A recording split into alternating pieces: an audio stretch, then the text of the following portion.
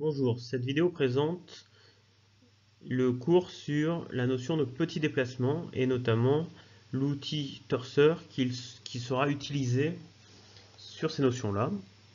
Alors la notion de petit déplacement sera importante lorsque l'on fera de la conception et que l'on cherchera à caractériser l'influence de jeu sur le rotulage éventuel de certaines pièces. Vous le rencontrerez aussi en résistance des matériaux en seconde année. Et nous pourrons aussi utiliser cet outil de torseur des petits déplacements pour chercher à associer un nuage de points en métrologie par exemple. Donc un nuage de points que l'on pourrait palper sur une pièce. Pour associer à ce nuage donc un élément géométrique parfait qui aurait éventuellement bougé par rapport à l'élément nominal de notre pièce. Donc, dans un premier temps, nous allons chercher à caractériser le champ des déplacements des points d'un solide en mouvement par rapport à un repère. Donc, si nous prenons un repère R0,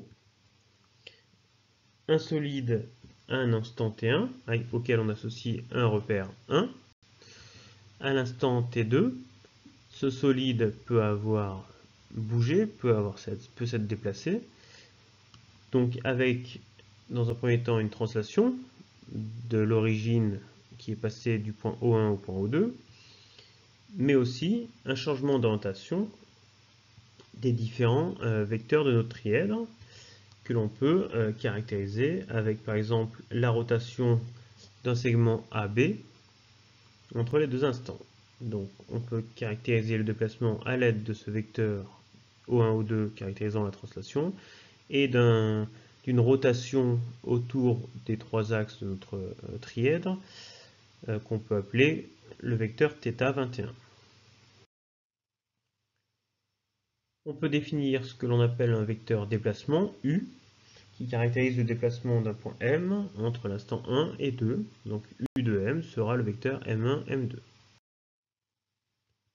Si l'on veut caractériser le déplacement du point B, donc qui passe de la position B1 à la position B2, on peut, avec la relation de Schall, écrire que le déplacement du point B égale au déplacement du point A plus le vecteur A2, B2 moins le vecteur A1, B1. Si l'on considère la matrice de changement de base, pour passer de la base B1 à B2, vous avez vu en mathématiques que l'on peut l'écrire sous forme de produit scalaire et écrire ensuite que le vecteur A2, B2 égale cette matrice multipliée par le vecteur A1, B1. Je vous rappelle que c'est une matrice orthogonale, donc que l'inverse de la matrice est égal au transposé de cette même matrice. Si l'on reprend notre écriture du vecteur déplacement du point B, nous remarquons que le déplacement du point B égale au déplacement du point A plus la matrice de changement de base P moins l'identité fois le vecteur A1, B1.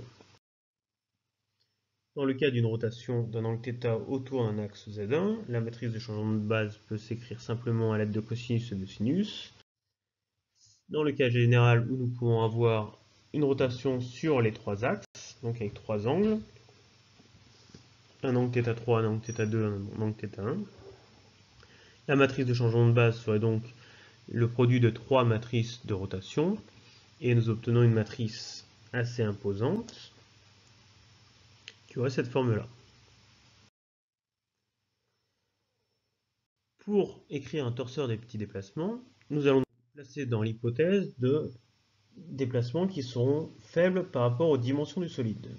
Ce qui est important, c'est que ces petits déplacements vont engendrer en fait des petites rotations. Et donc une petite rotation delta θ avec des θ3, θ2 et θ1 qui sont petits. Et donc nous pouvons faire l'hypothèse que les cosinus sont égales à 1 et que les sinus sont égales à l'angle. Donc en faisant un développement limité d'ordre 1, nous obtenons une matrice de changement de base simplifiée avec que des 1 sur la diagonale. Nous pouvons remarquer que pour n'importe quel vecteur v, la matrice de changement de base P moins l'identité que l'on multiplie par un vecteur v est égale en fait au petit vecteur rotation vecteur L, ce même vecteur v. Et donc ça nous permet d'écrire que le petit déplacement de B est égal au petit déplacement de A plus la petite rotation vecteur L A1 B1. Et nous reconnaissons ici le champ des moments d'un torseur, ce qui va nous permettre d'écrire un torseur des petits déplacements de résultante la petite rotation du solide par rapport à un repère et de moment le petit déplacement des points du solide. Voilà. Donc toute la démonstration mathématique n'est pas forcément à connaître.